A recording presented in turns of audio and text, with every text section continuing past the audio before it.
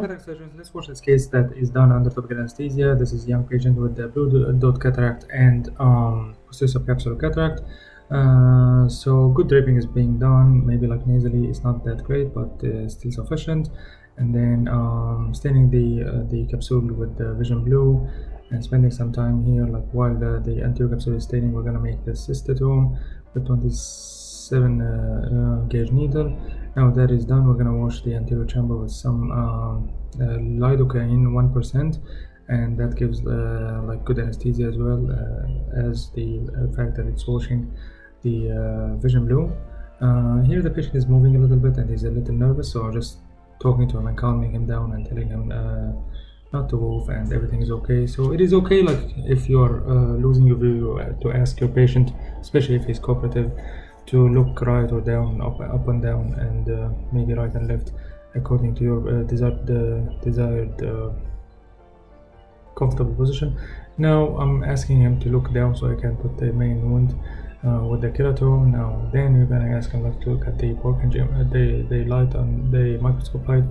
Now here the systems, the obturator forceps coming in and puncturing the anterior capsule and running at 360. Now in these soft cataracts, you can do multiple techniques like flip and chop and scoop and extract. And in this case, there is a technique called tilt and tumble, because it's these cataracts are too soft to chop, so you cannot really chop them. They are so mushy and soft. So you can do either flip and chop, tilt and tumble, or scoop and extract. Now for tilt and tumble, you just need good size rexes and intact rexes margins, and then very good hydrosection. So here I'm asking the patient to look down again, and so I can release some viscoelastic from the anterior chamber and then do a good hydrosection. As you can see now, the patient has become very cooperative, and he's just following the commands, and he's looking and moving in his eye in the direction that I am most comfortable using my instruments in, and that is completely normal. So good hydrosection was being done, and then the equator now is tilted toward the AC. Now it's tilted and and tumbled, and we're gonna just remove it with the phaco tip, and we're not gonna even like do any chop. We're just gonna go with the cortex mode, and I'm asking the patient to look down so I can insert the phaco tip, and I'm hitting the equator right here right now, and because it's so soft, and the hydrosection was excellent, so the whole nucleus will come just out right away.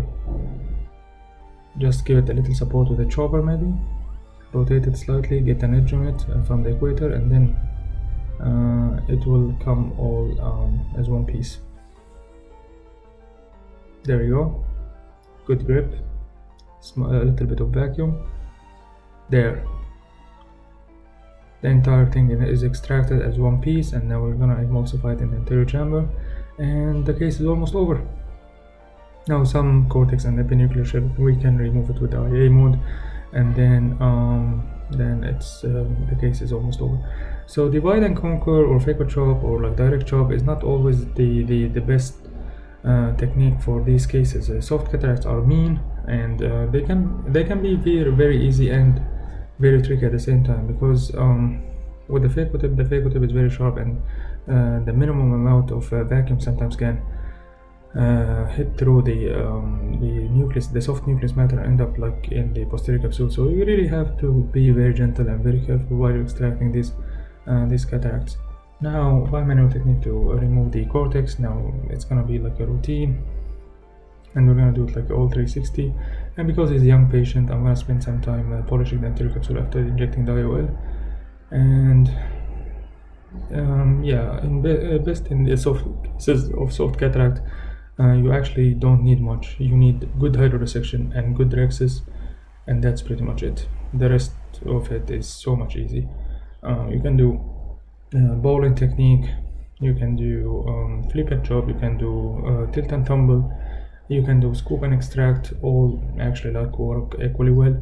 chopping is not a great idea in this case. A direct chop or the phaco chop or a stop and chop, or maybe divide and conquer is not really great in these cases because the nucleus is too soft and it will not crack.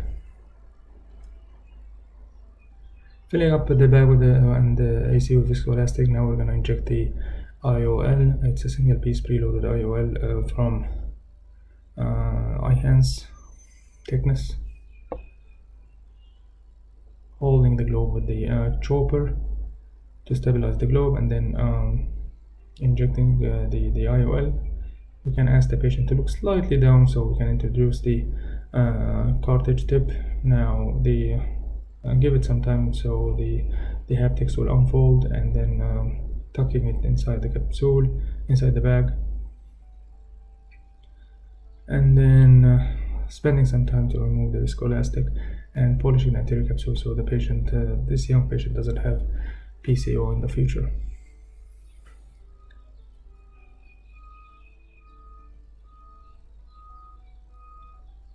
So this is tilt and tumble. It's a great technique and for soft cataracts.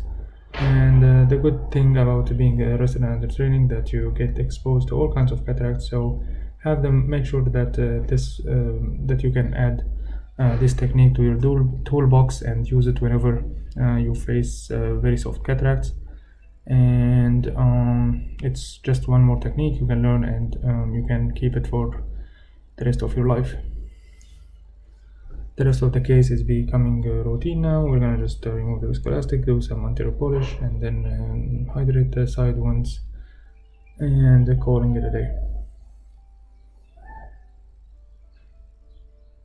Again, remember that it is okay when the patient is under topical or subtenon anesthesia. It is okay to ask the patient to move his eye, so you can place your instruments in comfortable directions, and you don't struggle a lot.